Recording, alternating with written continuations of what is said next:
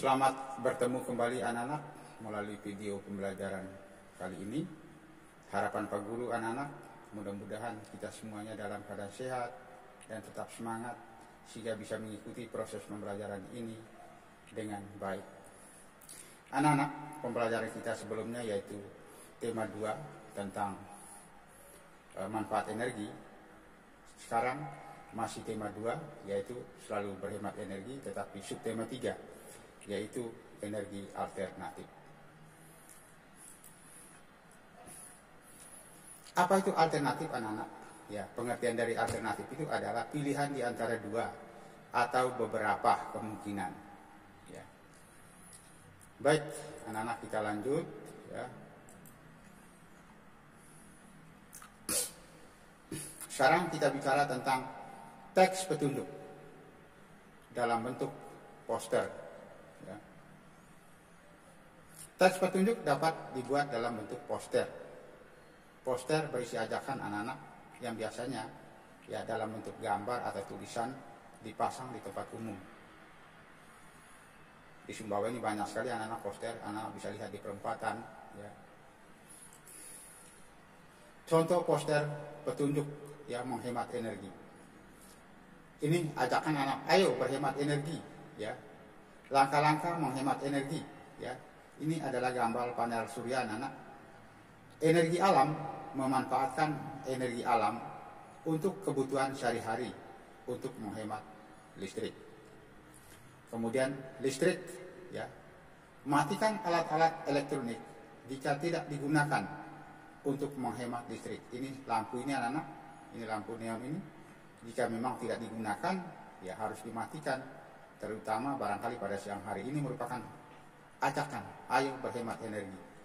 Kemudian transportasi, di sini ada sepeda anak-anak. Gunakan sepeda untuk ya menghemat bahan minyak, ya bahan bakar minyak dan mengurangi polusi udara. Polusi udara itu pencemaran udara. Baik, kita lanjut anak-anak. Langkah-langkah membuat poster, ya. Langkah-langkah membuat poster petunjuk menghemat energi. 1. Tentukan isi poster sesuai dengan tema menghemat energi. Ya. Siapkan kertas berwarna, karton, spidol warna, dan hiasan berupa gambar. Yang ketiga, gunakan bahasa yang santun dan menarik. Santun itu artinya sopan. 4. Tulislah teks petunjuk menggunakan spidol warna agar menarik. Jelas anak-anak ya? Baik, sekarang kita lanjut. Energi alternatif pengganti minyak bumi dan gas alam. Bumi memiliki sumber daya alam melimpah. Beberapa di antaranya tersedia dalam jumlah terbatas dan tidak dapat diperbarui, seperti minyak bumi dan gas alam. Ini adalah contoh gambar tangki bahan bakar anak-anak ya, bahan bakar minyak. Kita lanjut anak-anak ya. Energi alternatif atau energi terbarukan adalah energi yang berasal dari alam. Energi alternatif juga lebih ramah lingkungan.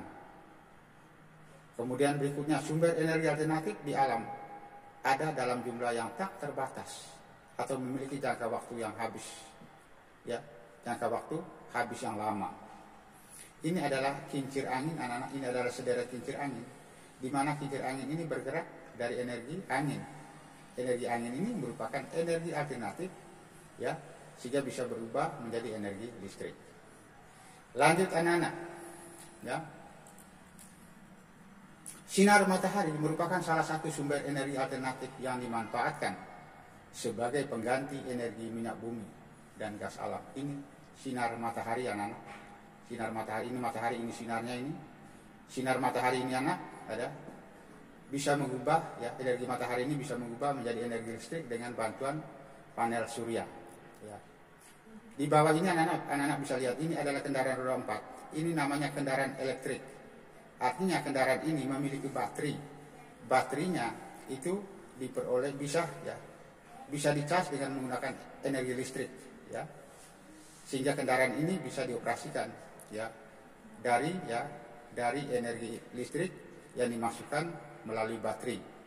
Ya, ini namanya ya kendaraan elektrik. Baik anak-anak, kita lanjut. Contoh pemanfaatan energi alternatif. 1. Sinar matahari. Ya, salah satu energi alternatif itu adalah sinar matahari. Sinar matahari ya digunakan untuk pembangkit listrik tenaga surya atau yang disebut dengan PLTS. Ini adalah panel surya anak-anak ya. Lanjut anak-anak, contoh pemanfaatan energi alternatif berikutnya. 2. Arus air. Arus air sungai dimanfaatkan untuk pembangkit listrik tenaga air yang disingkat dengan PLTA. Ya. Lanjut anak-anak. Ya. 3. Angin. Angin dapat memutar baling-baling kincir pembangkit listrik tenaga angin atau bayu yang disingkat dengan PLTB, pembangkit listrik tenaga bayu. Ya.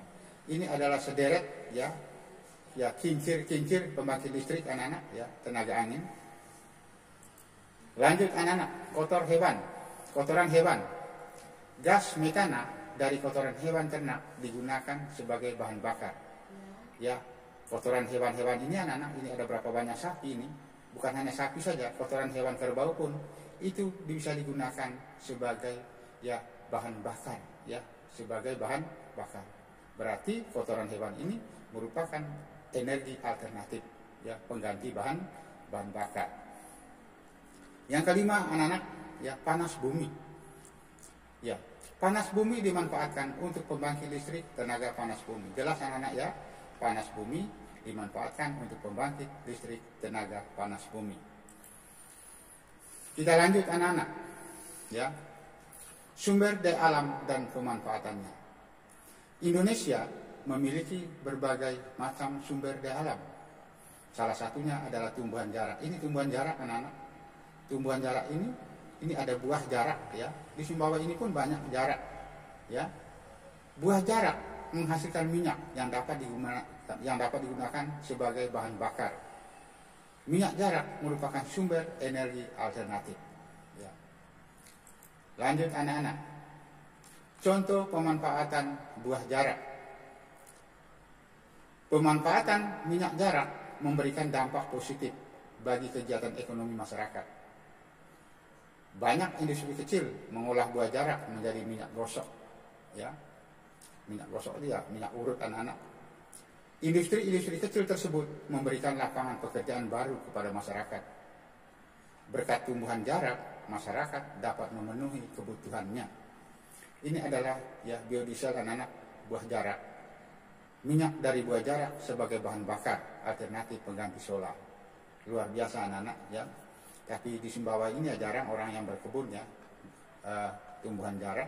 Tapi di kota-kota, di daerah-daerah lain anak banyak orang yang berkebun ya tumbuhan jarak. Baik, kita lanjut anak-anak ya. Pemanfaatan sumber daya alam untuk kesejahteraan masyarakat. Ya.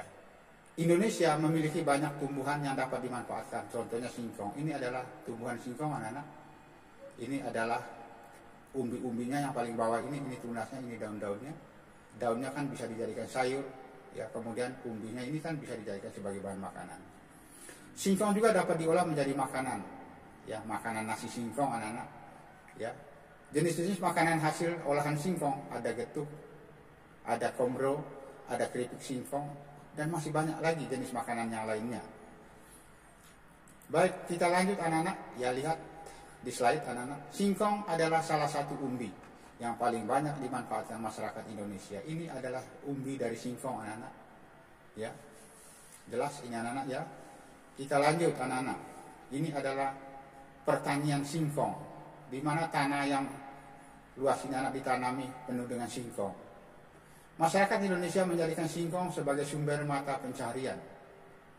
Mulai dari petani, industri rumahan, hingga pegawai pabrik, hingga mengolah singkong menjadi makanan yang enak dan layak untuk dijual.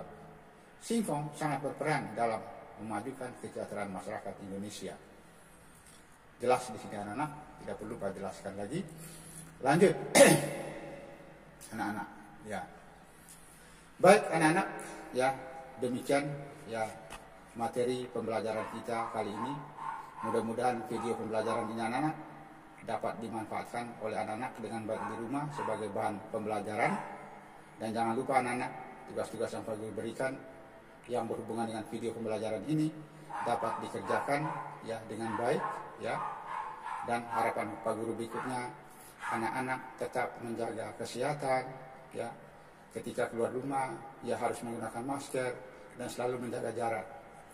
Kita berharap anak-anak mudah-mudahan situasi ya virus corona yang mengancam kehidupan kita pada saat ini ya segera berlalu, dan akhirnya nanti kita bisa melaksanakan kegiatan sekolah ya seperti ya biasanya, yaitu melalui tatap muka langsung.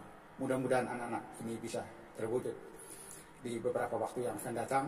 Akhirnya selamat belajar, sampai bertemu kembali. Sampai berjumpa kembali pada episode selanjutnya. Salam DJTM. Terima kasih. Dadah.